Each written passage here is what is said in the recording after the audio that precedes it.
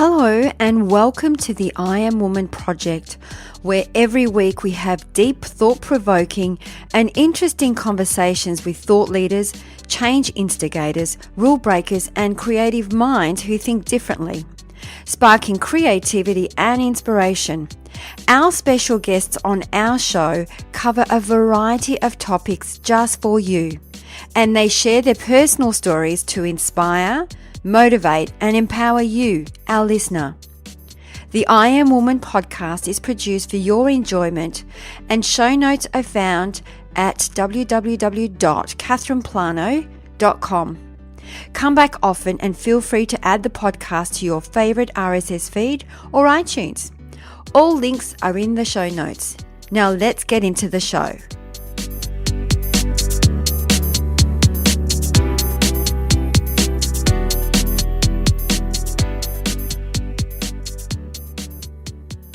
Today we are speaking with the very brave Natasha David. Natasha shares with us how she explored many avenues of assistance to overcome the debilitating depression and anxiety that she experienced following her husband's suicide in 2005. Meditation, breathing techniques and kinesiology were just some of the tools she explored in her recovering from grief and heartbreak. The latter proved so successful in enabling her to release the stress and internalized emotions from the trauma of losing her husband that Natasha became a certified kinesiologist. Natasha promotes meditation as a method to calm the distracting chatter that occurs in our heads during times of stress and trauma, known as the monkey mind in Buddhist teachings. The result of these practices delivered Natasha to the point where she could write about her painful and difficult story with detachment and compassion. In this interview, Natasha speaks of mental illness, especially bipolar disorder, which is one of the most misunderstood and misdiagnosed of the mood disorders. Enjoy this very brave story.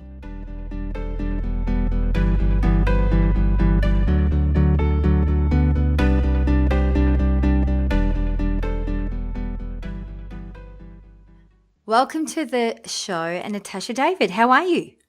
Really well, thanks. Thanks for having me on the show. Oh, thank you for coming on the show. Now, before we get into the show, we were having a nice little conversation on what kind of day you've had. And I thought that would be a great way to start for our listeners. So why don't you share with our listeners what kind of day you've had? Yeah, sure. I was spent the last 2 days at World Business Forum in Sydney, and I literally have just come back from listening to Sir Richard Branson speak, and it was just an incredible high to hear someone of his passion and charisma talking about ways to change the world through his resources and means. And yesterday the conference opened with Chris Gardner, who wrote the book Pursuit of Happiness, which was then made into the Hollywood major motion picture.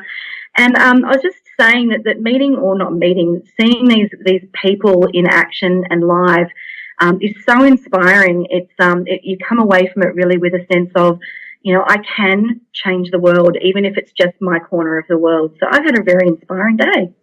Yeah, and I was just saying it's much better kind of day that I've had, and it's and the reason why I wanted to share, or wanted you to share this information, was really about it's interesting how when we don't experience those, we have perceptions of individuals, and it's not till we hear it from somebody else how great these people are.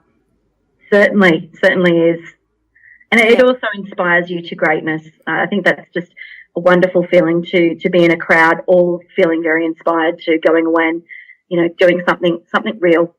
And so you've left the show feeling, what's the inspiration for you now? Like, what do you want to, you've left now, and what do you feel like jumping into? Look, I for a long time now, since I wrote since I wrote my book, I've been wanting to become more of an advocate for mental illnesses.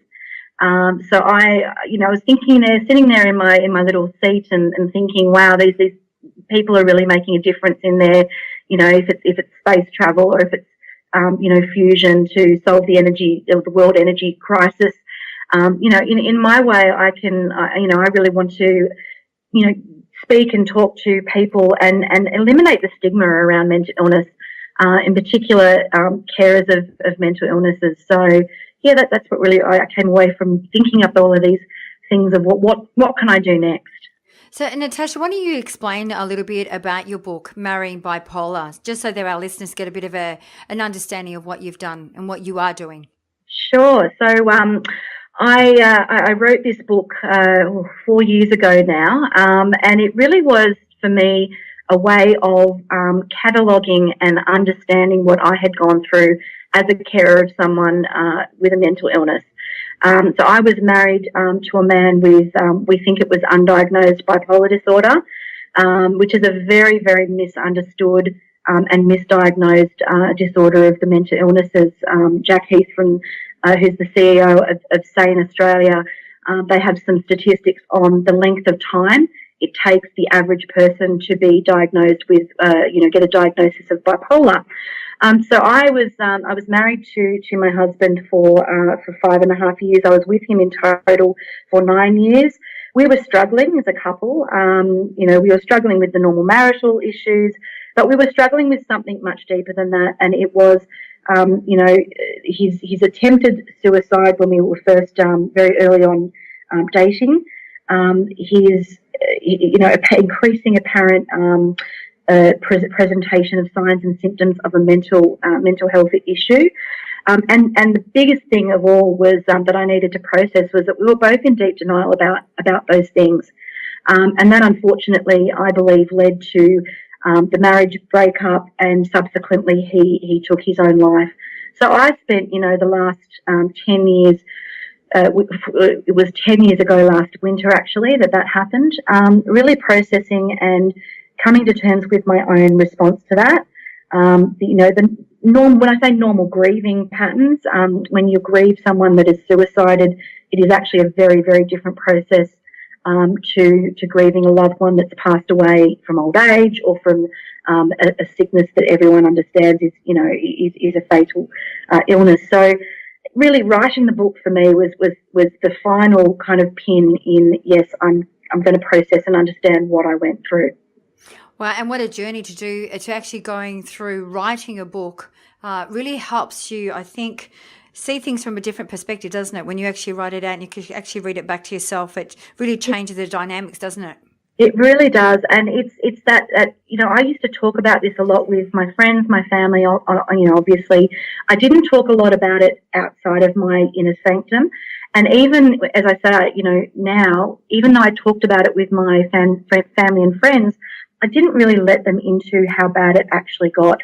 So the act of writing it was that non-judgment, no one's listening to you, you're not getting that immediate feedback. And it really did allow me the freedom of expression. Now, I never intended to publish. At first, it was a blog, and it was a way of just getting those feelings out to the world, or out to my sort of small circle of people.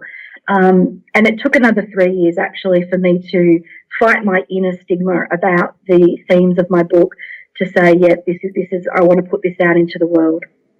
And there's a lot of research now that focuses on, the power of writing, so journaling, and what it actually does to the brain, how it actually activates new circuits.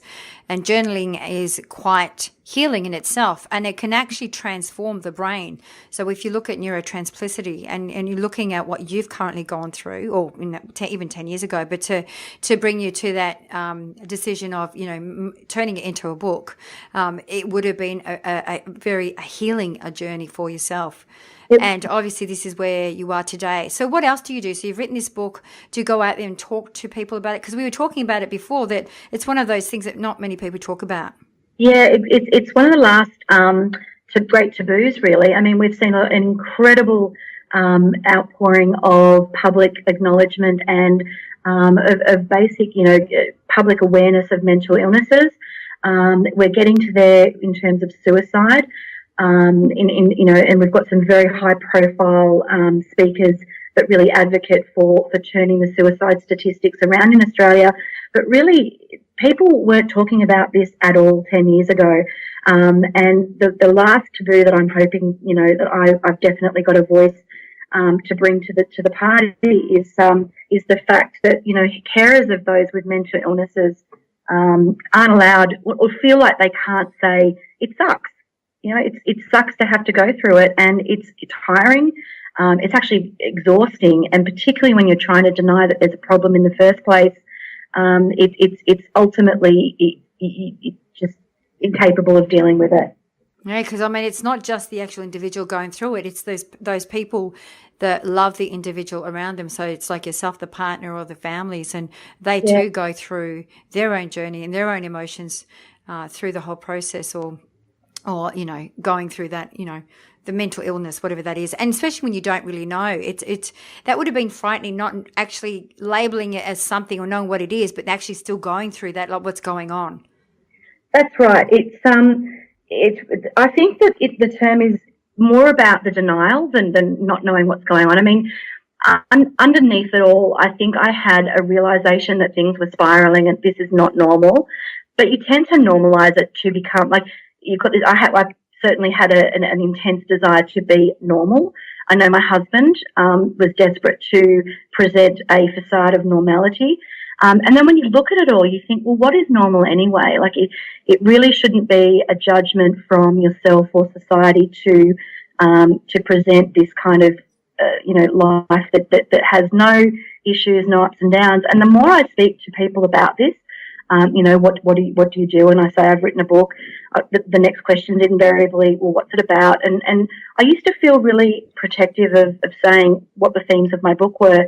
But now as I speak to people, inevitably every response that I have had has been, oh yes, I know someone who has been touched by that, or I have been touched by that. So it's actually more of a universal theme than we think. I think we all go around in our heads pretending that we're not going through something when in fact we are.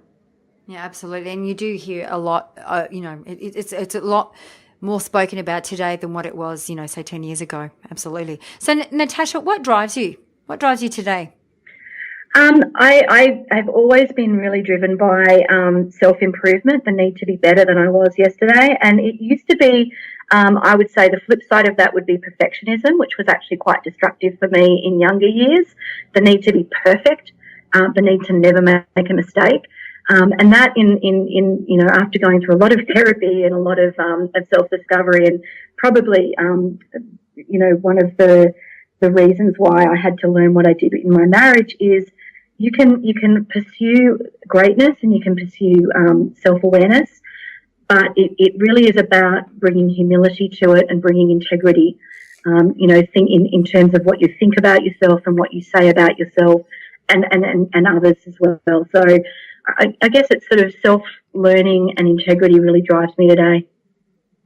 Yeah, and you were actually speaking before we got onto the show that you're talking about you studied kinesiology and your journey through that. Would you like to share how you went through that and what was the end result with kinesiology?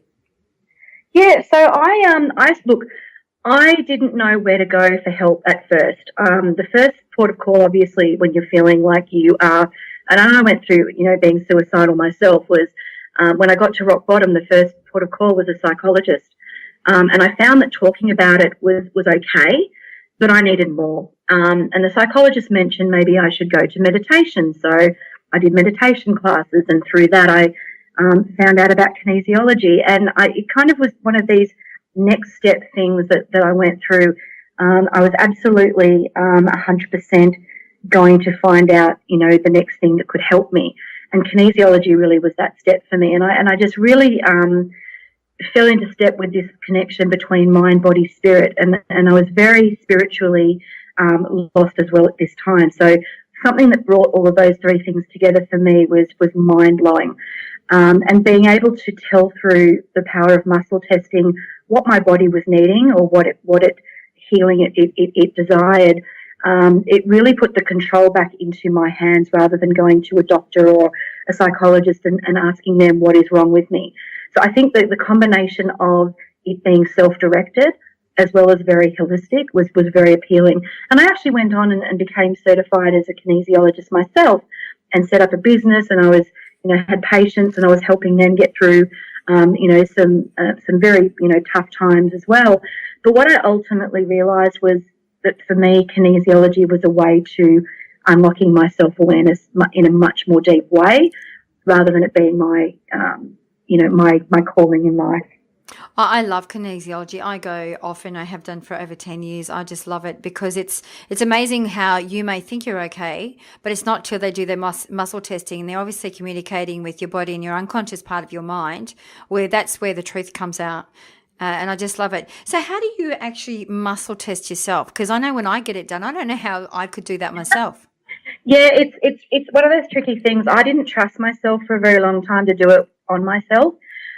You have to be in a place of accepting the outcome and not trying to drive the outcome.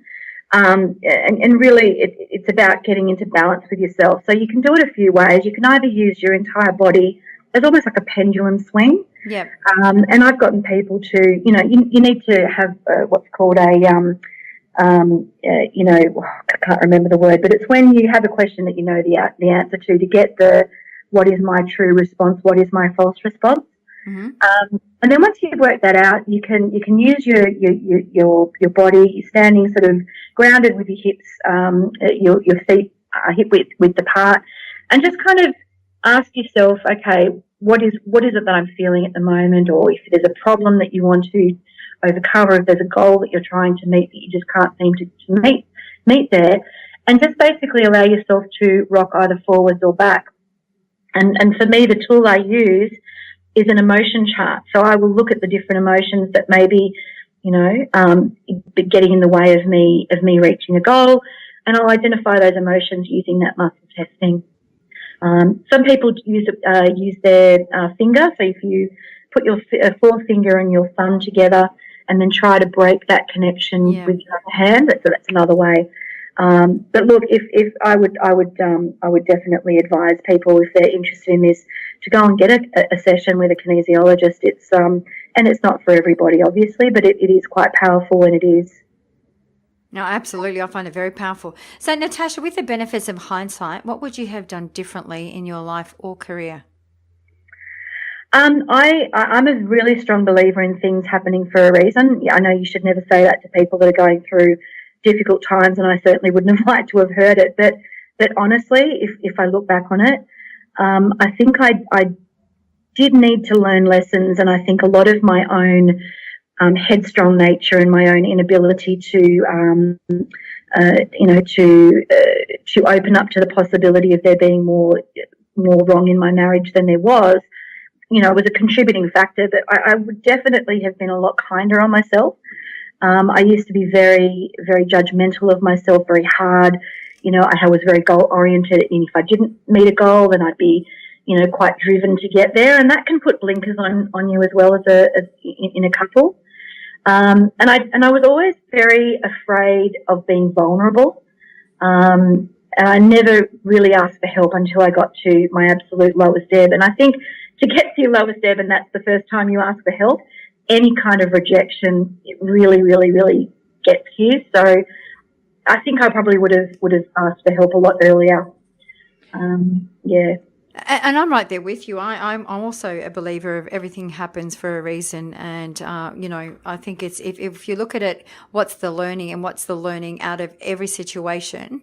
And I look at things, I always think of Napoleon Hill. He says with every adversity, there's a seed of opportunity. So instead of looking at it as a problem, what's the opportunity at hand? And, that in itself could be hard to swallow when you're going through a situation like yourself. But it's not till you actually look back and actually can join the dots and can see the light at the end of the tunnel and why you experienced what you experienced.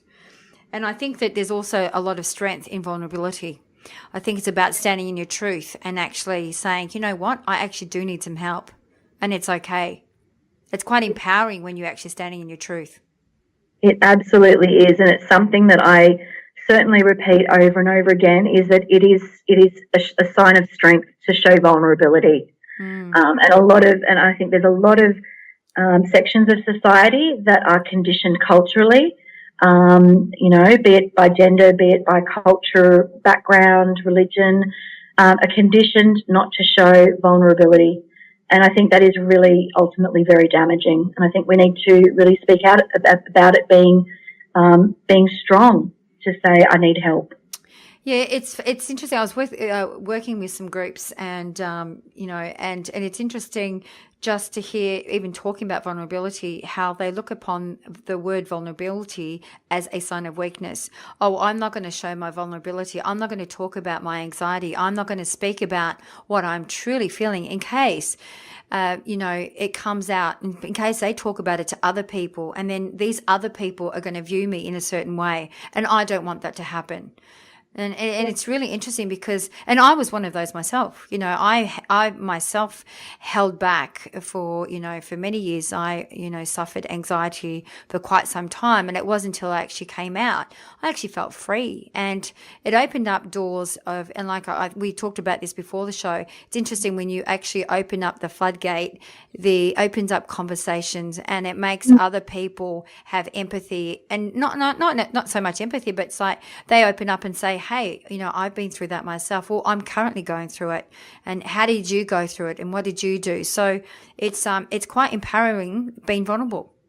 Absolutely. And look, you talked about journaling earlier as well, and I've been journaling since I was young, and throughout the toughest times, I still keep the journal that I had in my toughest times, and I remember writing a phrase of, I am so strong on the outside, people see me as so strong and resilient, but it's like being tempered by fire. If you temper iron too much, it gets brittle. And I was describing myself as a brittle casing that could crack at any minute. And so I had that insight to see that I couldn't be tough and strong for much longer, but I still kept going. And I think the other thing that I remember writing was, we all must be islands of pain in this world. And as I said before, no one talked about this 10 years ago.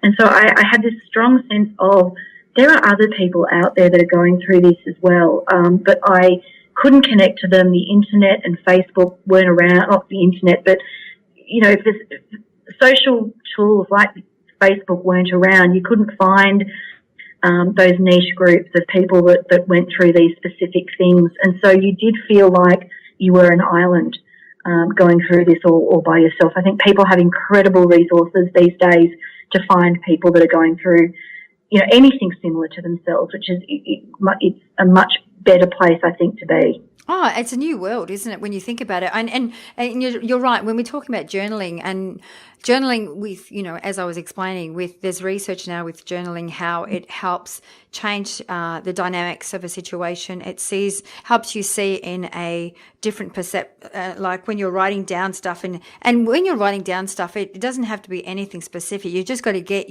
out of your way and just allow it to flow freely. And what it does, it creates that state of mindfulness, and it helps you see it from a different perspective as well. So it also helps fire up and create new circuits and new neural pathways in your brain as well. So it helps expand the brain. But as you're saying, with the likes of social media now being the new world, there is so much more. It's about connection, right? And when you think about connection is the number one human need. And, there's pros and cons. I mean, I hear people say, well, social media now, it's people have become more disconnected. So when you see people out dining, they're on their phone. A couple, out for breakfast, they're both on their phones. And so where's the conversation? And, I kind of agree. There's that piece there that some people, there's that lack of communication or conversation. People don't know how to have that conversation. But on the other side, I see how it helps people connect and collaborate, from all over the world. Yeah, look, there's certainly, you can take anything too far, and any social media is ultimately simply a tool, and the way that we use the tool can be positive for positive means, or it can be very negative. You can actually use it to shut out loved ones and people, if you, like you're saying, bring out your phone at a meal and update your status. And my current partner actually has banned me, photographing my food and putting it on Instagram because I'm known to do that. So it's, you can use it for great, for positive, or it can be quite a negative thing. It's the same as if people open up about their lives on social media, and then instantly, clam up about it. You can think, well, did you want to create a connection, or did you simply want to vent to the void? But I guess what works for everybody is different. Yeah, it's not for everybody. Yeah, Yeah. absolutely. So what's the greatest lesson that you've ever learnt? I would absolutely say it's all about denial, and I've really come to understand that the pain that I experienced after my husband suicided, after I came to the conclusion that I was, falling into depression and fighting it as hard as I could, and fighting grief, that it wasn't the pain that I was going through that was the problem. It was trying to deny pain. So I pushed it away until it got to the point that it consumed me, and it was only when I not embraced it, but just kind of went through it, that was when things started to get better. Incrementally, very, very small steps at first. Yeah. I was in that dark tunnel for a very long time. But most of my life I spent disconnected or running away from my emotions, which is another reason I was attracted to kinesiology, and a reason why my meditation teacher kept saying, I want you to describe how you're feeling. And I would tell him what I thought. And he would say, no, not what you think. How do you feel?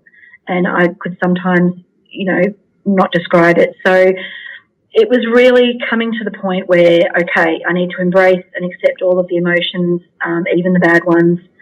In fact, especially the difficult ones. That's really the only way to go through pain. It's a part of life. It is inevitable. As who used to say it? Was it meditation teacher? It was either kinesiologist or meditation teacher that said, pain is a useful thing. It tells us where the healing needs to be.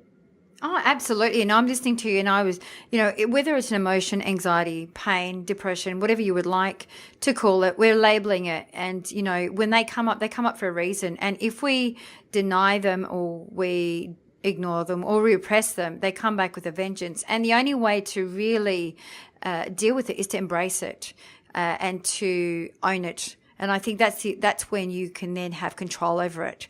But if you're constantly running away from it, because I did that myself with anxiety, I was denying it, I was running away from it, I wasn't embracing it, and so it kept coming back with a vengeance. I kept repressing it, pushing it away. And it wasn't until I embraced it that I was able to own it and actually take control over it and then have power over it rather than it have power over me. That's right. That's exactly right. I was going to say it starts to control you. Deny it. I remember the first thing that my psychologist said when she saw me, and remember she was the first professional to see me in that state. And she just looked at me at the end of that session and said, I can see you are beside yourself. Now, beside yourself is a figure of speech, but she took the care to tell me you are actually beside yourself. So in other words, I was standing there physically and my emotional self was going through something and I was basically completely ignoring it. And she could see that. And it was quite an interesting insight for me to just have someone look at me and say, you are beside yourself. Yeah. Yeah. It's perfect. It's exactly, I can relate to that. So what advice would you give your younger self? My younger self was so traumatized and worried about being the best and perfect. I just give them a big hug. My younger self didn't feel loved, not because I wasn't loved. I was absolutely loved by my family, but I didn't feel it. So I just give her a big hug for a really long time and just say, you've got to take care of yourself. And that means taking care of your physical body, taking care of sleeping. I was always someone that did not want to go to sleep. And that creates, and that physical part of taking care of yourself has a biological and a biochemical response in your body. So I used to drive myself on very little food, very little sleep, hardly any exercise, and I thought that I was going to be healthy. Like, that's just not going to happen. It's a recipe for disaster. I would have told her, get a good psychologist or get a good, teacher to try and understand why you have these thoughts and why you want to be perfect. Because it comes from somewhere, right? Whatever tools we're equipped with in this life, part of our personality, whether you're a proponent of nature versus nurture, you are who you are. And the best way of getting through life, is to understand who you are. And try, most of all, not to worry about stuff that you can't control. because it's out of your control. Yeah, absolutely. And I think that sometimes even to, living this kind of fast-paced environment where people actually don't give themselves the permission, the time, the space to actually get to know themselves. And sometimes that can be quite confronting if you've never done it. And I think that's really important. And if only they taught these kind of things at school, where you can, spend that time to think about what you're thinking about, to connect with your feelings. What are you feeling? It's not these things that we get taught. It's not till later on in life, or whether we go through a crisis or whatever that may be, or go through some meditation classes or, personal development or professional development, that you learn these things. And I even say to myself, God, I wish I had known this information 20 years ago. Oh, wouldn't we all be better? Oh, I know, but that's the way it is, isn't it? Yeah. So, Natasha, you've had quite an interesting and amazing journey. Is there anything that keeps you up at night? Do you worry, or do you sleep well? What is it? You know what? I have never been happier in my life than I am right at this time of my life. I sleep well, I exercise well, I look after my nutrition, I have a wonderful partner, or, that's not everything, but having a good partner is certainly much better than having not a good partner. Yeah. I actually, just I don't worry anymore like I used to. It used to be I would stay up at night when I was going through the aftermath, and I would worry. Why didn't I do more? Why didn't I say this thing? I would go over every last detail of our last week together.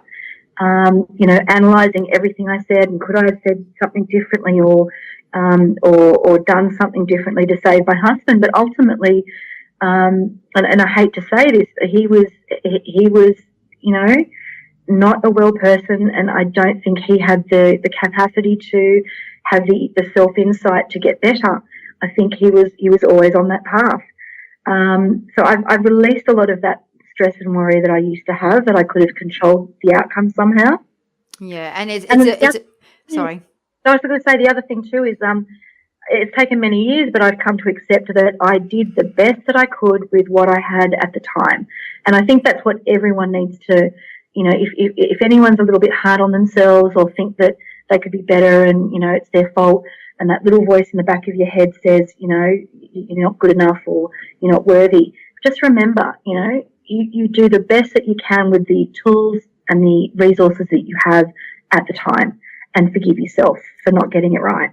That's exactly what I was going to say. You did the best you could with the knowledge you had, and it's always about forgiveness, because if you can't find a place to forgive yourself, you keep yourself a prisoner in that very space or, that experience. So Natasha, if I had to ask you to pick one word that best describes your personal brand, what would that be? I have to pick the word integrity. It was the last entry of my journal, of the journal that I kept when I was going through, the absolute ringer. And the page the reason I kept it is for the last page. And I think I came to a quiet acceptance of how I was going to move forward. And it went something like this: I will have integrity over my thoughts. I will have integrity over my spoken word, what I say, and will have integrity of action. And the reason I chose that is because I felt that I had compromised myself to the point that I was worrying about everybody else, and I wasn't focusing on what was important. And I wanted to get to that place of integrity, and I think I have. Absolutely. So to wrap up the show, we always wrap up the show with 3 golden nuggets. So what would you like to give as 3 golden nuggets to our listeners today? Absolutely. The first one is denial of any problem is only going to make that problem worse. Secondly, and it's sort of a paraphrase of the first one, but I think it's equally important, is that you can only run from your demons for so long until they catch you. And finally, self-awareness is the ultimate key to growth and happiness. Oh, I love it. Thank you. That's great. I love all of them, and I can relate to every single one of them. Hey. So, Natasha, how do our listeners find you? If they want to read your book or find you on any of the social media platforms, what would that be, please? Sure. I have a website called www.marryingbipolar.com. You can find me via the Facebook group that I set up, which you just need to search for Marrying Bipolar on Facebook. And I think that's it. Natasha, thank you so much for coming on our show. It's been a pleasure speaking with you, and you're such an amazing woman and very, very powerful. And I'm sure our listeners are going to really enjoy listening to this interview, because I'm sure, like we spoke earlier on, a lot of people, shun away from these kind of conversations, and I think they should be spoken about a lot more. Thank you so much for having me, Catherine. It was a real pleasure. Thank you. Take care. Thanks. That brings us to the end of another episode. I hope you enjoyed the show, as it is my mission to reach out and inspire as many individuals like you. And one of the best ways to help us achieve this goal is by giving us a good review on iTunes. It's easy and it only takes about 10 seconds.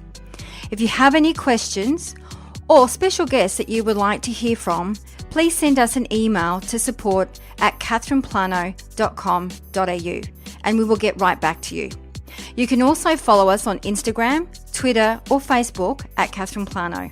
That's it for now. Thanks for listening. Until next week, please take care.